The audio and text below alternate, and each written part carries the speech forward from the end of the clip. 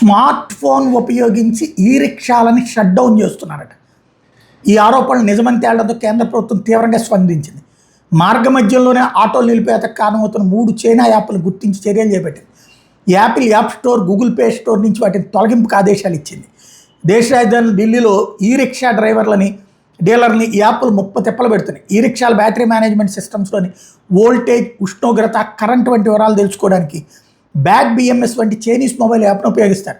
దీనికి ఎలాంటి password, security అథెంటిఫికేషన్ లేదు. బ్లూటూత్ రేంజ్లో ఉన్న వాళ్ళు ఎవరైనా సరే ఆపరేట్ చేయొచ్చు. కేవలం ఒక్క ట్యాప్తో వాహనానికి పవర్ సప్లై కాకుండా నిలిపేయచ్చు. దీంతో రోడ్డు మీద వెళ్తున్న ఈ రిక్షాలను యాప్ ద్వారా రిమోట్గా ఆఫ్ చేస్తున్నారు కొంతమంది ఆకతాయిలు కావాలని. డ్రైవర్లను ఇబ్బందికి గురి చేస్తున్నారు. తమ స్మార్ట్ ఫోన్ ద్వారా ఆపరేట్ చేస్తున్న వీడియోలు సోషల్ మీడియాలో చక్కెరలు కొట్టి, అంటే వాళ్ళు అలా చేసి దాన్ని వీడియోలు కూడా పెట్టుకొచ్చారు. లాసిగి, ఇపెక్, లీ అయాన్ అనే మరో 2 బ్యాటరీ మేనేజ్మెంట్ యాప్ల్లో కూడా ఇట్లాంటి లోపం ఉన్నట్టు గుర్తించారు. ఈ తరహా యాప్స్ను నిషేధించాలంటూ బీజేపీ నేత తజేందర్ బగ్గా ఐటీ శాఖ మంత్రి అశ్విని వైష్ణవ్ దృష్టికి తీసుకెళ్లారు. వెంటనే ప్రభుత్వం స్పందించి 3 యాప్స్ని తొలగించింది. దీని వెనకాల ఎవరున్నారు అన్నటువంటి విషయం మీద ఇప్పుడు దర్యాప్తు చేస్తున్నారు.